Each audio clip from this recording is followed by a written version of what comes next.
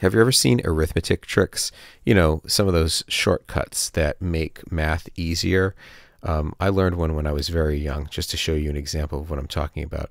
I was told that if I wanted to multiply a number by 11, I could just take the number, let's say here a two-digit number like this, take the number, separate the digits, write the 2 over here, and write the 3 over here, and then add the digits, so 2 plus 3 is 5, and then write the 5 in between them, and that gives you 253, which is the original number times 11, 253.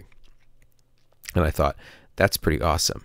It feels powerful to know something like that because it's a shortcut that whereas someone else might be using the standard algorithm to multiply 23 times 11, you just kind of cut to the chase and you have the answer very quickly.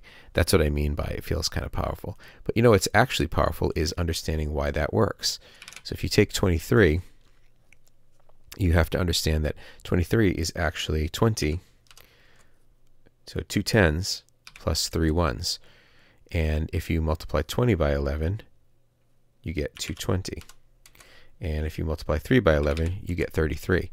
And now you can kind of see how these numbers line up. If you recombine them to get 20 times 11 plus 3 times 11 is 253.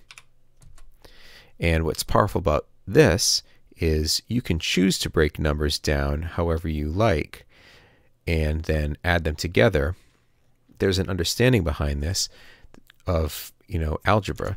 You can take, well, you can express it algebraically, but what I'm meaning to say is if you can teach students to break numbers up in ways that are easy for them to then recombine, they're actually creating their own tricks, and that's much more powerful than creating a trick that you just memorize and use in a single specific situation. So I ran into another algorithm the other day online that is kind of cool. So I thought I'd show it to you because I think if I show you this algorithm, you might have fun playing with it for yourself, but you also might have fun thinking about why it works. So in this algorithm, it's for multiplying any two-digit numbers to each other. And what you do is, well, I guess this doesn't just work for two-digit numbers, but it's nice to play with it with two-digit numbers. In any case, you take the two numbers and you take the first one and you double it, and then you take the second one and cut it in half. So see, as I've done here, 60 times 10, 60 doubled is 120. 10 halved is 5. 120, you keep doing this until you get a number and 1. So 120 times 2 is 240. 5 divided by 2 is 2.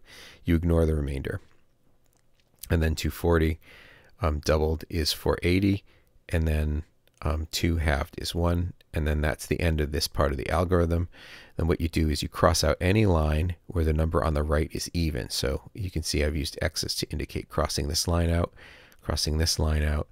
And then all the remainder lines, the lines that have odd numbers here, which I've indicated with an arrow, you take those numbers on the left and you add them together and you get the result. So 120 plus 480 equals 600.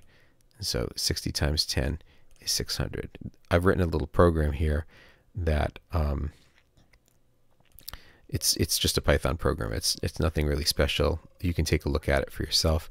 But every time I run this program, it's going to choose two random numbers, and it's going to go through the steps of this algorithm for you, save you some arithmetic. Of course, you can do it for yourself. You can pick two random numbers yourself, or just any two numbers, and go through this algorithm to see for yourself that it works.